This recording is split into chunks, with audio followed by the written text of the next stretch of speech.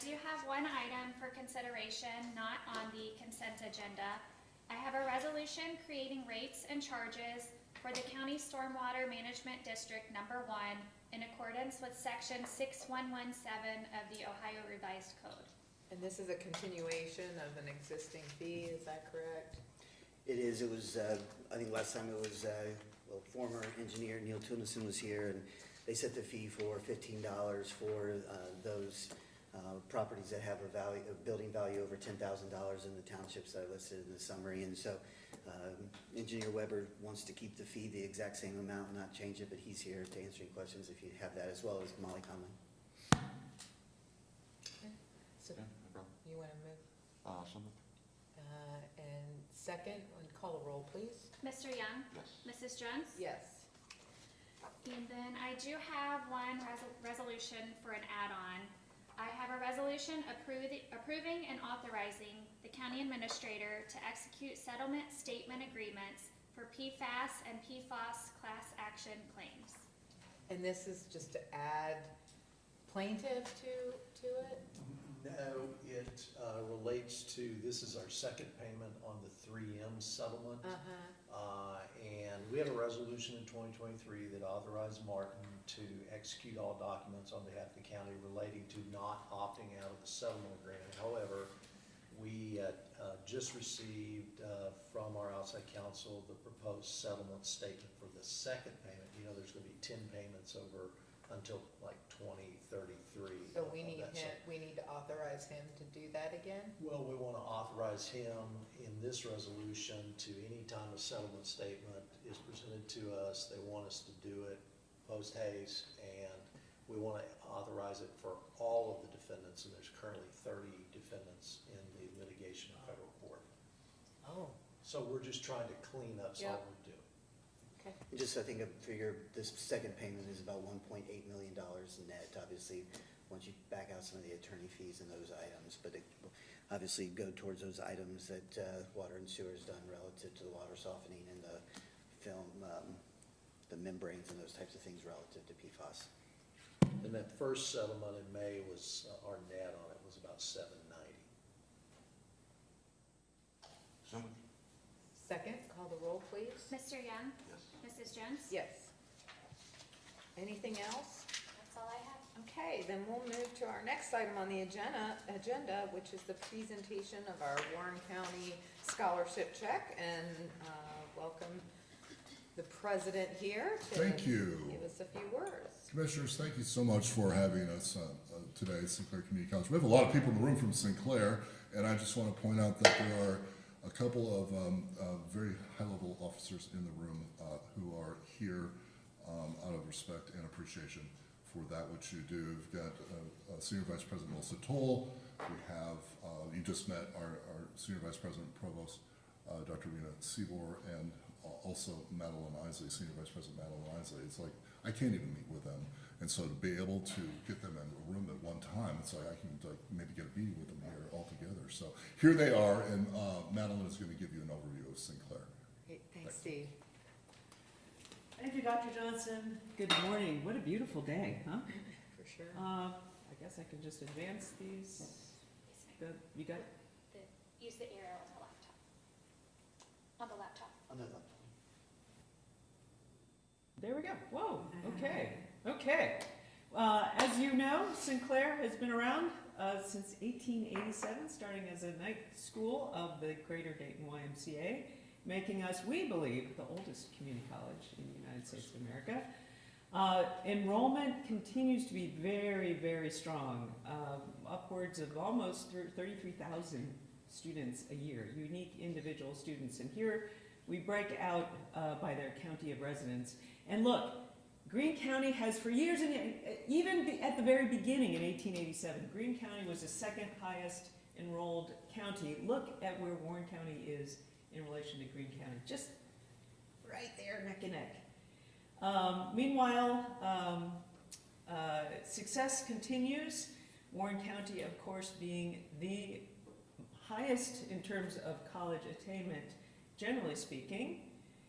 And wow, Sinclair is just barely second to UC when it comes to the number of Warren County residents enrolled in higher education, which makes me very proud, and I'm a Bearcat grad mom, so that makes me extra proud. As you can see, Warren County enrollments continue to go up, of course, in two-year colleges, and then the percentage of that at Sinclair continues to rise. This is true. This puts Warren County very positive in terms of typical community college enrollment. We also see that in terms of when you relate this to population growth, Sinclair continues to outpace, that the Warren County enrollment at Sinclair continues to outpace just general population growth. And this is driven in large part because of the programs that we continue to offer at the Mason campus. But we're going to talk about how we can increase that here in just a minute. In terms of actual credentials earned by Warren County residents, that number also continues to go up. And especially when you look back at the beginning of this chart, which is right around the time that Warren County was assigned to Sinclair as part of its official service district. So a big part, an increasingly significant part of our enrollment, if you looked at a stacked bar chart, is high school students through the College Credit Plus program.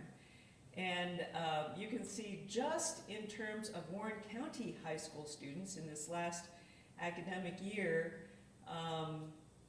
Warren County families saved almost $3 million in terms of tuition because of the high school or the college credits that Warren County students earned while in high school still. So that is a great service to those families and of course to our communities and our economy.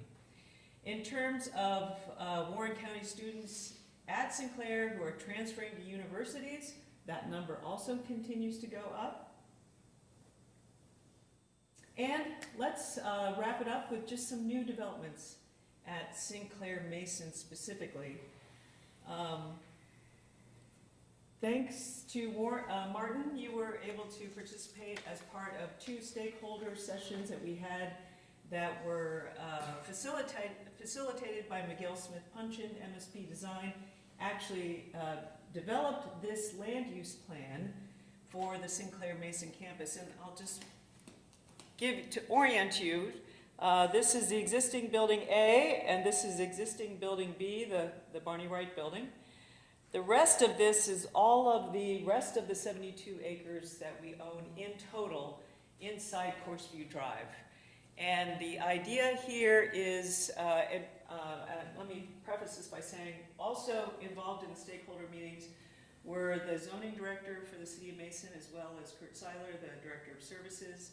We had Chris Johnson from the YMCA, we had Tom Isaacs from the schools, we had manufacturing and healthcare, the then president of the brand new Mercy Health Hospital across I-71.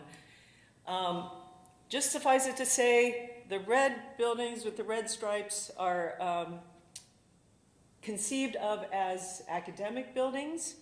The stripes denote a public-private partnership opportunity, and again, this is all conceptual. We're proposing looking at a hotel with an attached conference center. I had a great meeting just a couple weeks ago with Michelle Blair, Economic Development Director with the City of Mason. And we're looking at that potential. And then this is conceived of as a high-tech park, which the City of Mason fits into their economic development model. So we're looking at how we can get this going. One of the things we've done, in fact, just yesterday, I just got preliminary data on a telephone survey that we did of potential students and what fields they would be interested in enrolling in when we are able to expand our capacity of labs and other facilities at Sinclair Mason. Definitely healthcare, absolutely, manufacturing, high interest, and also travel and tourism. Particularly among a younger set of demographics. So exciting. Again, that's preliminary data. We're going to be delving into that more deeply as we look to develop our campus there. Alan, did you talk to the tennis folks? I put this in there, Dave, because there you are. I took this from the stands. I was at the ribbon cutting for the facility. And I specifically wanted to put this in there because we have not, I've had numerous conversations with Jansen Dell, of course, Chief Operating Officer. As you all know, the tennis folks used, oh gosh, probably the better part of almost 40 acres of the 72 that we own for parking this year. We increased that with an additional 20 acres that they used this year for the first time. Certainly looking to develop the campus with the potential for mixed use and also shared use. So the hotel and the conference center could provide some of that. Mason is very, very interested in parking garages rather than just pure surface parking. So there could be some opportunity for year-round access. So yes, haven't delved into that with them. You know, they were busy throwing dirt around, getting stuff ready. And wow, did they do an amazing job with that? Holy cow. But yes, this obviously very, very aware of our proximity as and our intention to be a good neighbor with that incredible event. What a thrilling event that was. Just a couple of other quick updates. Sinclair Mason hosted a manufacturing listening center. We're in the process of planning an advanced integrated technology center approach that would reconfigure what we do at the Dayton campus with implications for both the Mason campus as well as our Centerville campus. So very much appreciated the participation of manufacturers in that facility, or in that in the Building B conference room. This was actually just like 10 days ago at Vega Americas, the most recent cohort of apprentices, with that really incredible partnership. Wow, talk about it. What a facility Vega Americas is. Just north of the campus, and there it is, Building B. Let me just give you a quick update. Wow, look at this. Over $1 million since 2007, that's amazing. In terms of scholarships actually awarded, Warren County scholarships awarded to Warren County students. Of those, over 14,000 scholarships have gone to well over 6,600 students, and interestingly, the largest number of them have gone to healthcare students. Many of those students have been able to start at the Mason campus, but then have completed at the Dayton campus because, of course, that's where all of the offerings are available. But this is why we're looking into how can we increase what we do at Sinclair Mason, because clearly there is a need. I just read the paper this morning.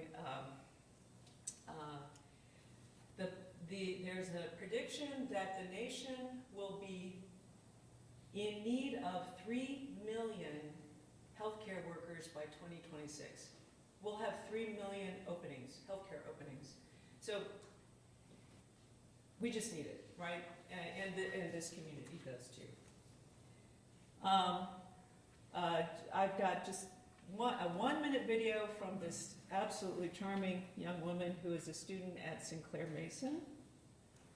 What I heard about my peers saying and my own experience that they love Sinclair.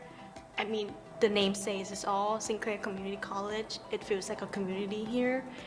Everyone helps you, everyone always ready there for you whenever you need help. As myself, as a foreigner, come from a different country, it's really hard for me to study in a school, different language, and everyone here just really opened their arms with me. It's really truly what I feel, that everyone here really made me believe in myself more. I was here really insecure about my own language, insecure about, scared about culture, everything, and here people just really welcoming and supporting me, make me believe that I'm the best version of myself right now. Sinclair provide many affordable programs and reward skills. Whether you want to start a career or transfer to the four-year university, Sinclair will give you the tools and help you to continue with your journey. In fact, Chris Wynn's a nursing student, isn't she? And and a student worker. She's boy, talk about an enterprising young woman. Student worker and a nursing student. So she's just a great model for the kinds of students that we want to continue to educate and train and prepare for the workforce here in Warren County. And thank you, commissioners, for your help in enabling those students to be successful. Thank you That's a very much. great segue, unless Commissioner, you have any questions to the big check presentation. No questions. I mean, it's amazing. Bruce, remember when it was Pat's idea? I mean, Pat and I did that back in 2006, and to see it get to $1 million, that's just awesome. Commissioner Jones obviously was in the middle of all of this with her, one of her previous roles of getting this, and there's just so many people that made Sinclair a reality, but it definitely very heartwarming to see that we've done over $1 million, and it was kind of just, oh, do you think we can do this? Oh, yeah, sure, and it was literally, it started with something like that, and it was kind of creative the way that came up with the money to do it, but I've always just appreciated with them, and I've actually, as many times as I've done this, seen your founders quote for the first time, find the need and endeavor to meet it, which is what I always compliment you guys on all the time, is that you don't dictate to the community, this is our program, you need this degree. You go to the community and figure out what do you need and let us help you meet it, which seems so much like common sense, but not everyone believes that. And you guys do, and it's awesome to see. I didn't know your founder literally said that, over 100 years ago. I think that's fantastic, and that's why, we've been so, I would say it's a partnership that you guys have just, knocked the cover off the ball and done such a great job. And again, every time I see you publicly, I want to say thank you for what you did with the tennis tournament, because there were so many important variables, and you guys, and again, there's no deal involved, but you showed a willingness to talk about it, and that you weren't going to be rigid, and this is ours, and we're not going to let you touch it. We're going to be a good neighbor and all that, and that was so critical for the success of that tournament, and 300,000 people coming through the gates there. So thank you again. It's our honor. Well, should we present the big old check? The Big annual check. Yeah, it's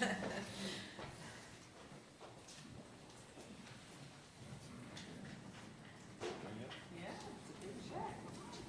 I need to take two of us to hold it. Hold it straight. Come here. Go up. Let's come in front here. Seal. Get in front of the seal here. Come on in here.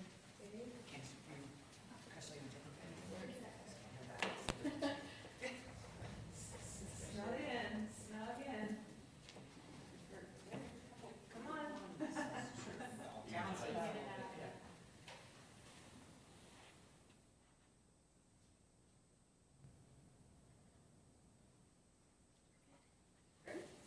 Another $56,000 going into your scholarship fund. Don't catch that yet. You're welcome, you're welcome. It's good to see you. Nice to see you again. Always the wires. Right? Nice to see you. How are you? Oh, gosh, you nailed it.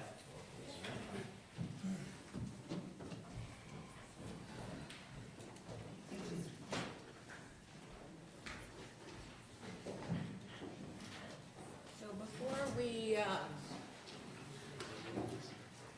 before I entertain a motion to go into executive session, I would ask if there's anyone from the public here today wishing to address the commission. Hey, Kurt, you got 1 second? Yes, sir. Any progress, or, we talked about the Butler-Warren interchange, and, you sent us a note about that. Kurt, come to the, We just wanted to be, again, since you were here and Right. had time, we had another accident, and if Commissioner Jones, you remember there was a fatality at that intersection a while back. There was another bad accident, and it's just, there's a lot of families that live back there. There's a lot of young Right. drivers. And even though we, as the commissioners, were successful in getting that speed limit lowered through Right. your work from Down to 45, 55 to yeah. 45, cars are still going, high rates of speed because it's a wide, nicely paved, Right. wide open stretch, and people are speeding through there. And there's just been too many accidents. You looked into it, so do you have something? And again, from my standpoint, I strongly encourage us to do something. I don't know what something is, Yeah, but that's- there's just a lot going on there. Yeah, that's the question. You know, we looked at the accident data. I went out there and looked at it myself. I know the city of Mason, Steve Hartkey, city engineers looked at it. He and I talked about it some on Friday. We talked about it again yesterday. You know, there's been altogether, 10 accidents in 11 years. So, less than an accident per year. Of the kind that we're talking about, people pulling off of Heritage Club Drive, onto Butler Warren, there's been 6 accidents in 11 years, so about half an accident per year. For any traffic signal or anything like that, there's different warrants. There's a volume warrant, which it would not meet because there's only about 60 homes on either side of Butler Warren, and that's not enough to generate enough volume to meet a warrant. If you look at an accident warrant, in order to meet that warrant for a traffic signal, you have to have 5 or more accidents of that type in a 12-month period, which we don't have. We're less than an accident per year. So as we were talking to the city about it, and I think this came up 7 years ago. In 2018 was when the fatality occurred. There is landscaping, between their hardscape wall and the pole. That could be removed because that would help because you could see, your field of vision would be increased because you could see on either side of the pole.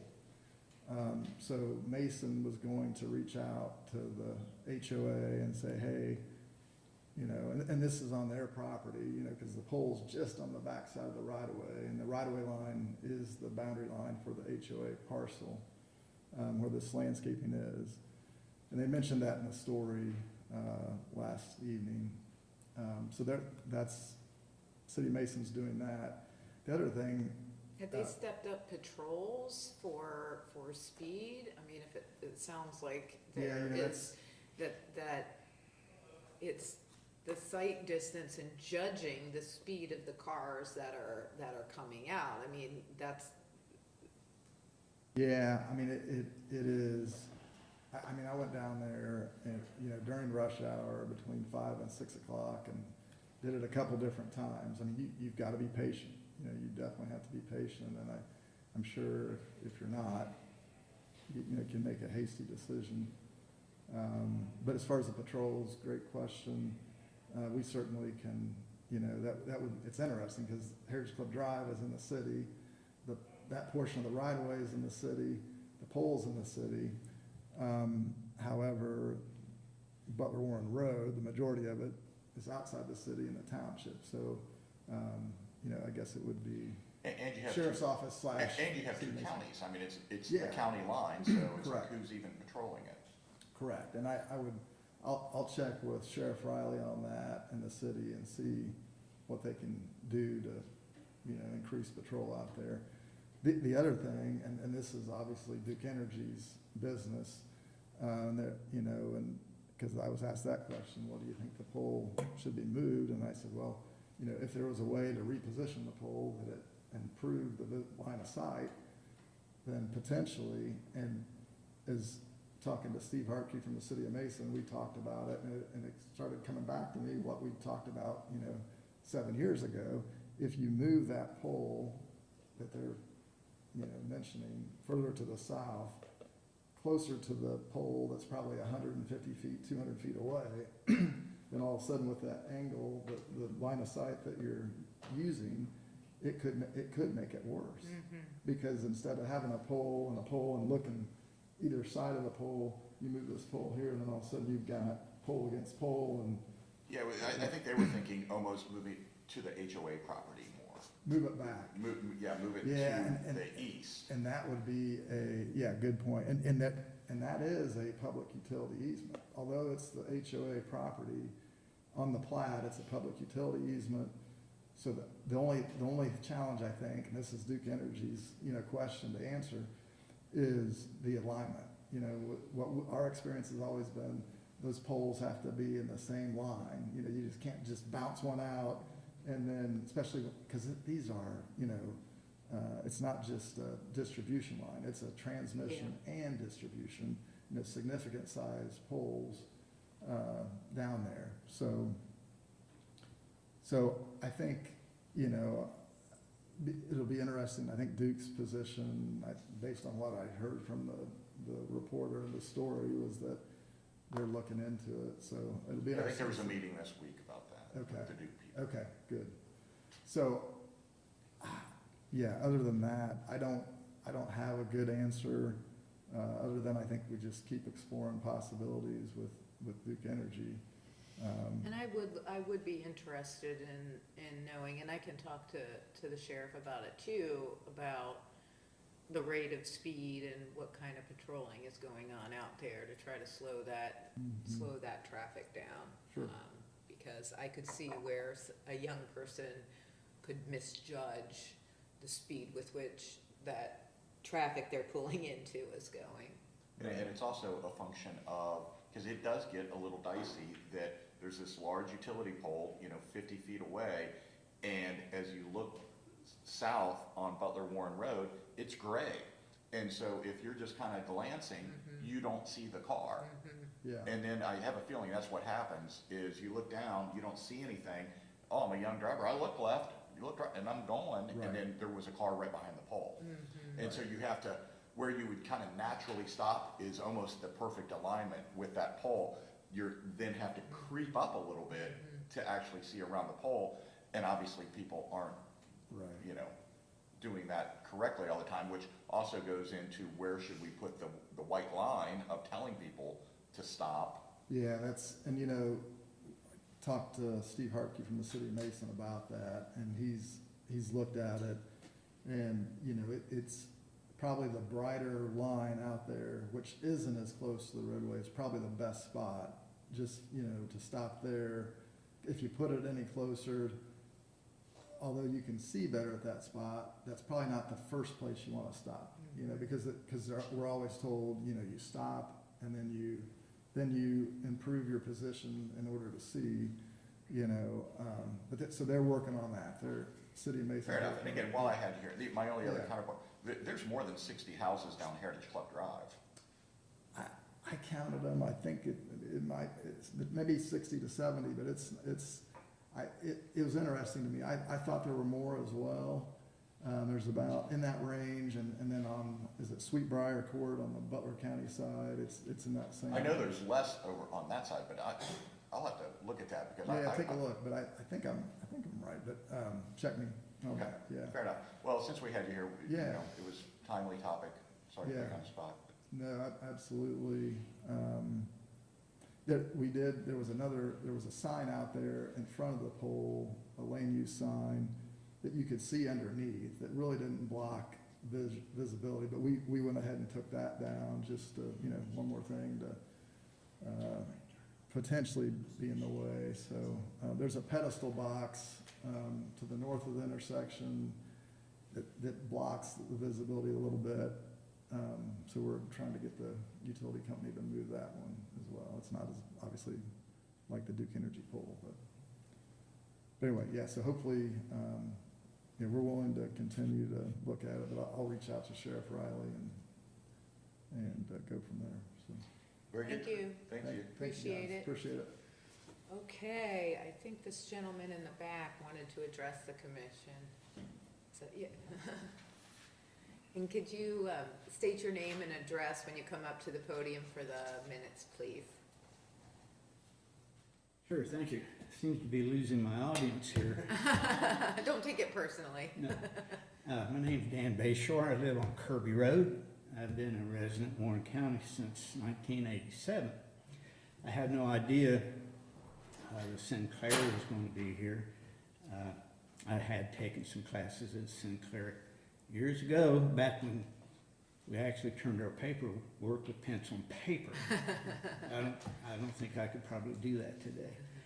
It's interesting, just the previous subject that was here.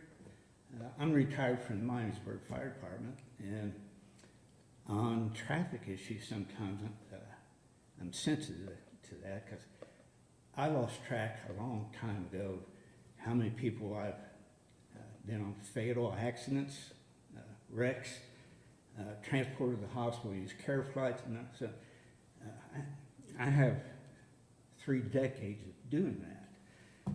But the reason I came today, I think Warren County is an attractive county. I think it's, from my appearances anyway, it's managed very well. And I recognize a lot of these names that's on here over the years. That what's nice about Warren County is its a small country charm. And the reason I stopped in today, I thought, seems like we might be losing that a little bit. And just this previous issue is evidence of that a little bit.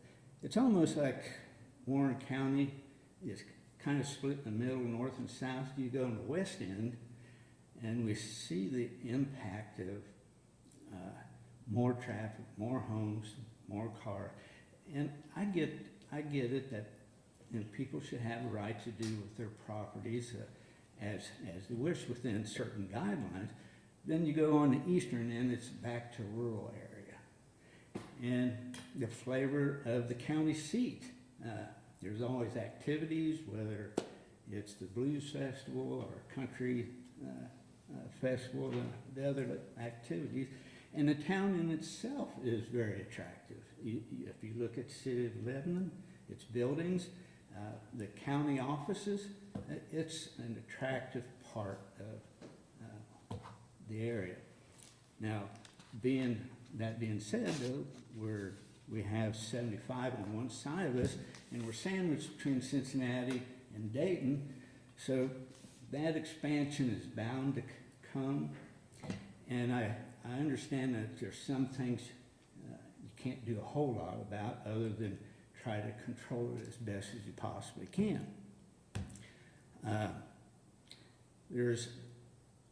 Since we live on Kirby Road, there's times if we've gone up 123 that tees into 122, and the traffic has been backed up from Red Line 3/4 of the way to Hart Road.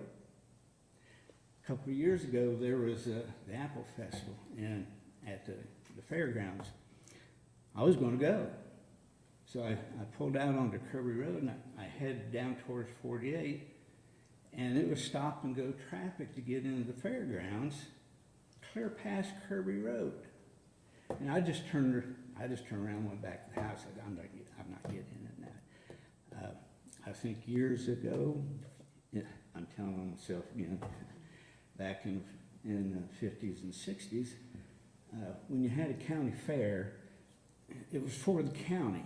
And locals came from around because they wanted to be part of their county fair, whether it was 4-H or maybe you had somebody that was made a quilt and was going to show it.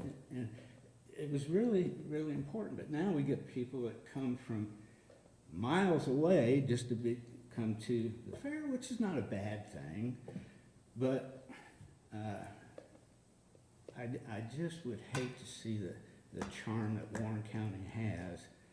I don't know what you folks can really do to, you can't stop it. I know it's coming, but I just wanted to come and vent my opinion on that today, and I wish there was something we can do. I hate to see what is special about Warren County getting lost, but I just felt like I just needed to come and say. Yeah, I sure do appreciate what it is you're saying, and we really think about that a lot, and we are limited in what we can do. I think the best thing we can do is to not wait for things to happen to us but to be proactive and plan out how our growth is gonna, is going to unfold. And, I know, we all have conversations about things like density, like what is within our control to be able to control density, and then, the infrastructure that goes with it, and whether or not, a lot of the areas in the eastern part of the county, there aren't sewers there, and how our sewer authority plays into it. But when you moved into a county, there was about 105,000 residents, and now there's over 256,000 residents. And being between two metro counties and two interstates on our borders, it's like we know the growth is going to come. And so what is within our power to be proactive about what it is we want? And so I really appreciate your comments, because it's something we think about a lot. We recognize that we're limited in what we can do, but to the extent that we can, use our zoning in a way that requires, where there's unsewered areas, to be larger lots, and to be thoughtful around how we're doing our transportation improvement, and really investing in the transportation. So we save money every year to put into a fund so that we can be managing the growth in our roadways and bridges. But it's a tough challenge, because we are limited in what we can do, and as a lot of farmers in particular are retiring and they're selling their land. A lot of that land is not as staying in as farmland, and so your point is well taken. I really appreciate it, and it's something that we think about a lot, because I think your perception is right. This is a very well managed county. It has been for a long time, long before I was here. I mean, there is a sentiment that permeates the philosophy that we focus on what it is, the core services, and we try to do that to provide the best possible services that we can. But every year, there are more and more people who are living here, and that's probably not gonna change for a while. It's interesting you said that. My son-in-law and daughter has a 20-acre farm that's over by Oregonia, and I'm very supportive of farm issues. I have seen some. I'm part of it. We have a meeting in September over at the fairgrounds concerning farm issues that I was going to go to. But anyway, I've heard several farmers that they have farm issues and they want to preserve those issues, and they're trying to preserve the land. And I can't imagine sometimes some of this big equipment they have trying to get from one field to another on some of these roads with the traffic the way. And it's interesting that the fellow that was speaking here concerning the traffic, and folks just won't slow down. I can't tell you how many people have cut out cars because of it. Yeah. Anyway, as they're farming the land over a number of years, they're really concerned about farm issues. But when they get older and want to retire, then they sell the properties to developers. And I thought, well, wait a minute, you just had these issues here that we've tried to support over the years, but now that's what's changed. Again, I understand folks have a right to do what they can within limits on their properties, but well, if there's a way we could slow this down a little bit, you get my vote on that. We appreciate your comments, sir. We've been trying to do that for a long time. And yeah, you brought up a lot of really interesting topics, which is what we talk about: private property owner rights. The growth is coming, as Commissioner Jones said. We've taken an approach. We're not just going to hold up a catcher's mitt, because we know it's coming, and whatever comes down the pike, we want to be proactive and try to encourage certain things. but then also through zoning and through especially the sewers and the water distribution, that's how we help affect that. Slow But that yeah, down. we're very intentional about that, because it is a balancing act. We support private property owner rights, but yet Warren County's special for a reason. But we've got attorneys waiting for us in the back on another thing, but we appreciate your comments. Sure, I appreciate you letting me vent here a little bit. I thought, well, unless they hear from particular folks like myself, That's you know, so I thought I'd just. Sir, you can come back anytime and Yeah. tell us that the county's well managed. Well, I've been here before when it was just mostly over here, so this looks really great. What you got Good. down here. But I do appreciate the county, and I thank you all for your leadership here. Thank you for being here today. Yes, sir. Appreciate it. I'll make a motion to go into executive session for preparing for, conducting, and reviewing collective negotiations or bargaining concerning employee compensation or other terms of employment pursuant to ORC 121.22G4. Second, call the roll. Mr. Young? Yes. Mrs. Jones? Yes.